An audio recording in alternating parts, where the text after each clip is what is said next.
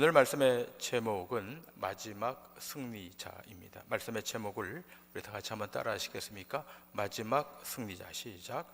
마지막 승리자. 1932년 어느 날 미국의 시카고에 있는 에드워드 비치 호텔에서 그 당시 최고 미국의 부자라고 일컬어졌던 7사람이 모였습니다. 당시 이 7사람의 자산을 합치면 미국의 전체 국고를 능가할 정도라고 언론들이 보도했습니다. 그런데 어느 신문 기자가 시카고에서 그들이 모였던 1923년의 그날을 시작해서 꼭 25년이 지난 후에 그 부를 자랑했던 그 사람들의 생애가 어떻게 되었는지를 추적해서 발표하게 되었습니다. 그곳에 모였던 첫 번째 사람, 강철 회사 사장이었던 찰스 슈언이라고 하는 사람은 25년 후에 돈 한 푼 없는 거지가 되어 음독 자살했다 그럽니다. 두 번째 사람, 밀농사로 거부가 되었던 알서 서튼이라고 하는 사람 역시 사업이 파산되어서 모든 것을 잃어버리고 쓸쓸하고 고독한 가운데 죽어갔다 그럽니다. 세 번째 사람, 뉴욕은행의 총재였던 리차드 위트니라고 하는 사람은 자기를 둘러싼 여러 가지 좋지 못한 스캔들로 인해서 고독하게 여생을 보내고 있다 그럽니다. 네 번째 사람, 미국의 재무장관까지 지냈던 엘버트 홀이라고 하는 사람은 감옥에서 막보석으로 풀려나와 자신의 집에서 인생의 마지막을 준비하고 있었습니다. 다섯 번째 사람, 웰 스프리트라고 하는 사람은 제이시 리버모어라고 하는 회사의 회장이었는데 그는 자살로 인생의 막을 내렸다 그럽니다.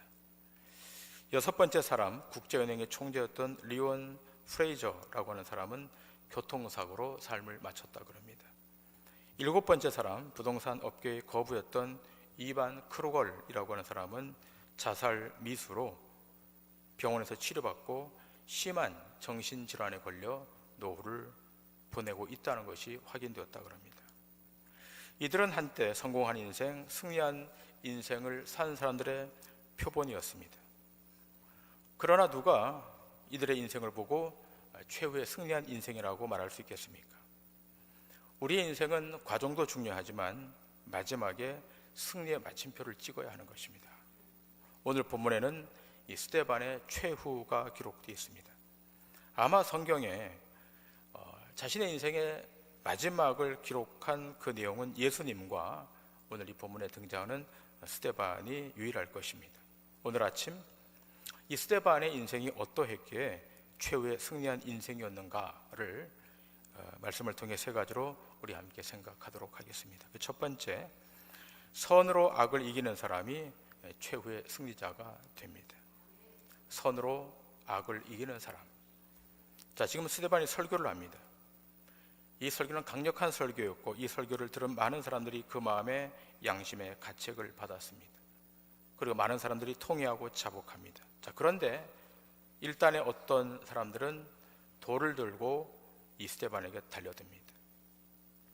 돌을 던집니다. 그런데 이 스데반의 행동이 어떠합니까? 오늘 본문 60절에 보면 이렇게 기록되어 있습니다. 무릎을 꿇고 크게 불러 이르되 주여 이 죄를 그들에게 돌리지 마옵소서. 스데반도 같이 돌을 들었습니까?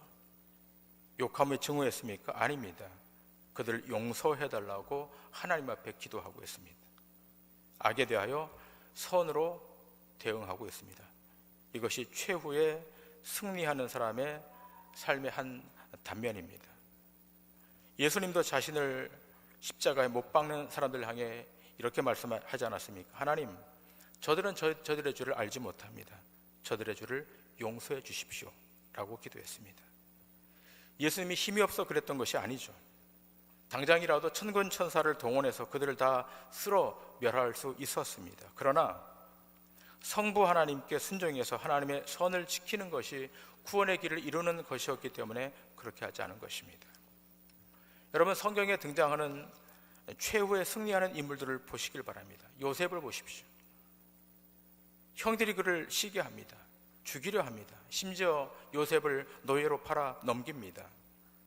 그런데 요셉이 그 형들에 대해서 어떻게 대합니까? 창세기 50장을 읽어가 보시면 이 요셉이 형들을 용서해요. 용서하는 정도가 아니라 그의 조카들까지 다 책임지고 다 받아줍니다. 다윗을 보십시오. 사울이 집요하게 요셉을 죽이려고 쫓아갑니다. 군사를 동원합니다. 자객을 동원합니다. 하지만 다윗은 그 자를 피하고 하나님의 인도를 구합니다. 그리고 다윗에게 절호의 기회가 왔습니다. 이 사울을 죽일 수 있는 절호의 기회가 왔습니다. 그러나 다윗은 사울의 몸에 칼을 대지 않습니다. 악을 악으로 갚지 않습니다. 선으로 대하고 있습니다. 결국 누가 이깁니까? 다윗이 이깁니다. 악을 악으로 대하면 처음에는 이기는 것 같습니다. 순간적으로는 이길 수 있다고 생각이 됩니다. 그러나 최후에는 달라지는 것입니다. 여러분, 모세를 보십시오. 자기 백성을 괴롭혔던 애굽 사람들을 돌을 들어 죽입니다. 그것이 발각되어서 모세는 미디안 광야로 도망을 갑니다. 무려 40년 동안 살인자의 신세가 되어서 40년 동안 미디안 광야에서 나올 수가 없었습니다. 잠깐 이기는 것 같지만 이기는 것이 아닌 것입니다. 여러분, 악인을 진멸하는 것, 악에 대해서 처분하는 것은 하나님께 있습니다. 하나님께 맡기십시오. 요셉이 억울한 일을 당하고 나서 긴 시간 동안 고통을 당하고 나서 창세기에 보시면 요셉이 이런 고백을 합니다. 내가 하나님을 대신하리이까. 요셉이 애굽의 총리가 되었잖아요. 높은 자리에 올랐잖아요. 엄청난 권력을 손에 쥐었잖아요. 자기 지위와 권력으로 충분히 원수를 갚을 수 있었음에도 불구하고 그렇게 하지 않습니다. 내가 하나님을 대신하리이까. 원수 갚는 일, 억울함을 풀어주는 일, 보응하는 일은 하나님께 있음을 인지하셔야 됩니다. 시편 기자는 이렇게 말합니다. 시편 68편 21절에 이렇게 말합니다. 그의 원수들의 머리, 곧 죄를 짓고 다니는 자의 정수리는 하나님이 쳐서 깨뜨리시는도다. 사람이 쳐서 깨뜨리는 것이 아니라 하나님이 쳐서 깨뜨리신다. 바울도 이렇게 말하고 있지 않습니까? 로마서 12장 21절에 악에게 지지 말고 선으로 악을 이기라. 우리 신자들이, 우리 성도들이 최후에 승리할 수 있는 비결은 다른 데 있지 않습니다. 어떤 시험이 와도, 어떤 문제가 와도, 어떤 급박한 현실이 내게 닥친다 할지라도 선으로 악을 이기는 데인 줄 믿습니다. 네. 두 번째로, 사명을 감당하는 사람이 최후의 승리자입니다. 여러분, 인생의 승리는 삶의 길에 있지 않아요. 인생의 승리는 삶의 양에 있는 것도 아닙니다. 얼마나 오래 살았느냐, 얼마나 많은 일을 했느냐, 그게 중요하지 않아요. 중요한 것은 마지막 순간까지 어떤 일을 해서 어떤 영향력을 끼쳤느냐, 미션에 관한 것입니다. 그 일을 했는데 거룩한 흔적이 남겨졌는가, 그 일을 했는데 많은 사람에게 도움을 주었는가. 여러분, 우리 역사를 평가할 때 그렇게 평가하지 않습니까? 우리나라 예를 들어서 여러분, 우리 조선사를 보시면, 조선 왕조를 보시면 가장 탁월한 리더 2명을 뽑으라면 세종대왕과 이순신 장군을 뽑지 않습니까? 요즘 그 다큐멘터리에도 많이 나오고 있습니다. 여러분, 세종대왕을 평가할 때, 이순신을 평가할 때 뭘로 평가합니까? 몇 살까지 살았느냐? 얼마나 오랫동안 통치했느냐? 얼마나 부자로 살았느냐? 그렇게 평가하지 않죠. 평가할 때 기준은 하나입니다. 인류에게 얼마나 큰 영향력을 끼쳤는가? 그에게 허락된 그 직분에서, 그 직위에서 얼만큼 거룩한 영향력을 끼쳐서 얼마나 업적을 남겼느냐 있지 않습니까? 이렇게 볼 때 오늘 본문에 등장하는 스데반의 최후는 실패한 최후이겠습니까? 승리한 최후이겠습니까? 돌에 맞아 죽었다고 누가 이 인생을 실패한 인생이라고 예단할 수 있겠습니까? 당시 산헤드린 공회, 최고 권력기관이었습니다. 산헤드린 공회는 승리했다고 생각했을 것입니다. 스데반을 처분했으니까, 처단했으니까, 눈에 가시 같은 스데반을 처단했으니까 승리했다고 생각했을 것입니다. 반대로 스데반은 실패했던 사람처럼 보였을 거예요. 그러나 오늘 성경에 보면 전혀 다르지 않습니까? 55절에 이렇게 기록되어 있잖아요. 스데반이 성령에 충만하여 하늘으로 주목하여 하나님의 영광과 및 예수께서 하나님 우편에 서신 것을 보고. 자, 스데반이 지금 죽어가는 이 장면에 예수님이 하나님 우편에 서서 이 죽음을 목도하고 계시는 거예요. 여러분, 성경을 보시면 예수님은 하나님 우편에 앉아있다 이렇게 대부분 기록되어 있는데, 독특하게 오늘 본문은 예수님이 하나님 우편에 서 계시다. 얼마나 이 스데반의 죽음이 경외로웠던지, 얼마나 우리 주님이 이 죽음을 환영했던지, 우리 주님이 하나님 옆에 서 계셔서 스데반의 죽음을 보고 계시는 거예요. 예수님이 인정하는 최고. 사람은 어떻게 평가할지 몰라도 우리의 주 대신 예수님이 인정하는 최후. 여러분 아시다시피 스데반은 초기 기독교의 최초의 순교자입니다. 이 스데반 사건으로 인해서 복음이 본격적으로 유다와 사마리아와 땅끝까지 이르러 복음이 증거되기 시작해요. 복음을 전하다가 최후를 맞이했던 이의 죽음은 복음 전파의 하나의 미랄이 되었던 거예요. 아시다시피 이 스데반이 돌로 맞아 죽는 이 현장에 거기 사도 바울이 있었어요. 근데 놀랍게도 사도 바울이 이 사건을 계기로 그의 인생이 바뀌잖아요. 스데반이 전했던 그 복음 증거의 바통을 자기가 이어받아서 다메섹에서 주님을 만난 다음 그 바통을 이어받아 복음 증거자로 바뀌게 돼요. 참, 스데반이 지금 마지막까지 했던 일은 하나밖에 없어요. 그것은 복음을 증거하는 일이었어요. 설교했던 일이었어요. 말씀을 선포했던 일이었어요. 그런데 돌에 맞아 죽었어요. 사명을 감당하다가 죽은 거예요. 여러분, 세상은 실패했다라고 정의할 수 있지만 신앙의 영역 안에서는 이것이 승리하는 것입니다. 오늘 본문 사도행전 7장 1절부터 50절까지는 스데반의 긴 설교문으로 기록되어 있잖아요. 창세기부터 말라기까지 개관해서 그 내용을 근거로 해서 스데반이 자기 동족에게 설교를 했던 거예요. 그런데 순교당했어요. 설교하다 돌아가시는 거예요. 여러분, 우리 성도들은 마지막 무엇을 하시다가 주님의 부름을 받겠습니까? 병들어 원망하다가 인생을 끝내시겠습니까? 지루하게 하루하루 그렇게 살다가 낭비하다가 죽음 앞에 직면하시겠습니까? 마지막까지, 우리 인생의 마지막까지 사명을 감당하다가 주님의 부름을 받을 수만 있다면 그 인생은 아름다운 인생인 것입니다. 여러분, 죽음은 다가오는 거예요. 죽음은 우리 앞에 찾아오는 것입니다. 어쩌면 오늘 이렇게 우리가 함께 만나고 있지만 내일 만날 수 없는 분도 계실지 모르겠어요. 오늘은 종말이 아니지만 내일은 종말 앞에 우리가 설 수 있는 거예요. 그럴 때 우리 어떻게 하다가 주님을 만나고 어떻게 하다가 죽음을 맞이해야 되겠습니까? 사명을 가지고 끝까지 경주하는 사람, 사명을 가지고 끝까지 가는 사람이 최후의 승자가 되는 줄 믿습니다. 마지막 세 번째로, 죽음 이후를 보며 가는 사람이 승리자입니다. 죽음 이후를 보며 가는 사람. 여러분, 이 땅에서의 승리는 최종적 승리가 아니에요. 스데반은 어떻게 보면 땅에서는 가장 비참한 패배를 한 인생처럼 보일 수 있어요. 같은 동족에게 돌에 맞아 죽었잖아요.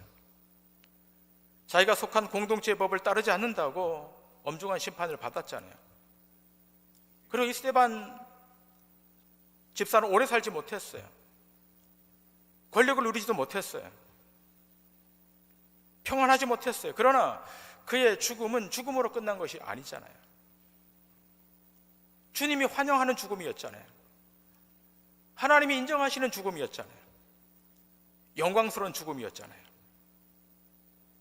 여러분, 기독교 신앙은 죽음이 끝이 아니에요. 넥스트, 다음이 있는 거예요. 세상은 죽음이 끝일 수 있습니다. 그러나 기독교 신앙은 죽음 이후가 기다리고 있는 거예요. 인생의 진정한 평가는 죽음 이후에서 평가받는 거예요. 이 땅에서의 평판, 평가 중요할 수 있어요. 기독교인들도 이 땅의 평판을 중요시 여겨야 돼요. 좋은 평가를 받고 살아야 돼요. 그러나 거기서 종결된다면 세상 사람과 하등에 다를 바가 없잖아요. 신자는 하나님 앞에서, 우리가 저 영원한 나라에 들어가서 그 하나님 앞에서의 평가, 그 평가가 우리 인생의 종국적 최종적 평가여야 될 줄 믿습니다. 여러분, 누가복음에 나오는 부자와 나사로의 비유를 보시길 바랍니다. 부자는 살았을 때 생전에 승리자처럼 보이잖아요. 성공한 사람처럼 보이잖아요.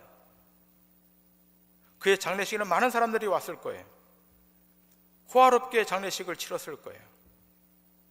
그런데요, 당시 나사로는 거지로 실패한 사람처럼 보였을 겁니다.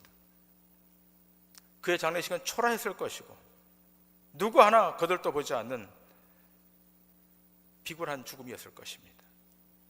그런데요, 성경은 죽고 난 이후를 묘사하고 있습니다. 죽고 난 이후, 죽음 이후 부자는 고통 가운데 신음해요. 지옥불에 들어가서, 타는 불꽃 가운데 들어가서 목말라 고통하고 있습니다. 그러나 죽음 이후에 나사로는 아브라함의 품에 안겨 영원한 안식을 누리고 있어요. 누가 승리자입니까? 나사로입니다. 영원한 승리자는 이 땅이 아닌 이 땅 넘어 주의 나라에서 승리자가 되어야 되는 거예요. 여러분, 철학자 쇼펜하우어가 인생의 3대 문제를 화두로 던지고 그것을 알기 위해서 고군분투의 삶을 살았다 그래요. 그 첫 번째 화두는 그겁니다. 인생아, 너는 어디에서 왔냐? 두 번째 화두는 인생아, 너는 무엇을 하느냐? 세 번째 화두는 인생아, 너는 어디로 가느냐? 독일의 철학자 쇼펜하우어는 이 세 가지 문제를 안고 씨름하며 갑니다. 그리고 그가 은퇴할 무렵, 늙고 병들어서 이제 은퇴할 무렵이 됐어요. 함께 지냈던 친구들도 다 떠나고, 그렇게 자주 찾아왔던 제자들도 다 떠나고 혼자 되었을 어느 날이에요. 그런 베를린 대학의 군에 있는 어떤 한 공원의 벤치에 산책을 하다가 깊은 사색에 잠겨 있었다 그럽니다. 몇 시간이 흘렀어요. 공원을 지키고 있었던 공원지기가 이 쇼펜하우어를 찾아서 말했다는, 여보세요, 여보세요.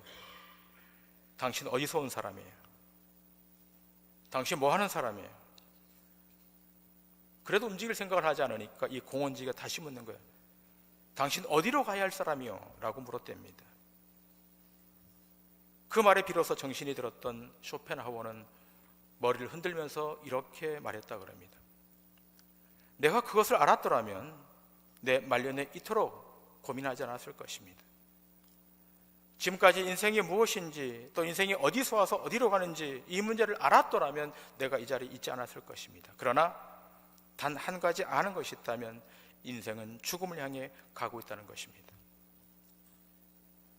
쇼펜하우어의 고백록에 쓰여진 내용입니다. 그는 평생을 거쳐 인생을 탐구했지만 인생이 죽음으로 끝난다는 사실은 알고 있었지만 그 이후의 삶을 몰랐다는 거예요. 이것이 하나님을 모르는 인생의 마지막입니다. 신자는 다음이 있잖아요.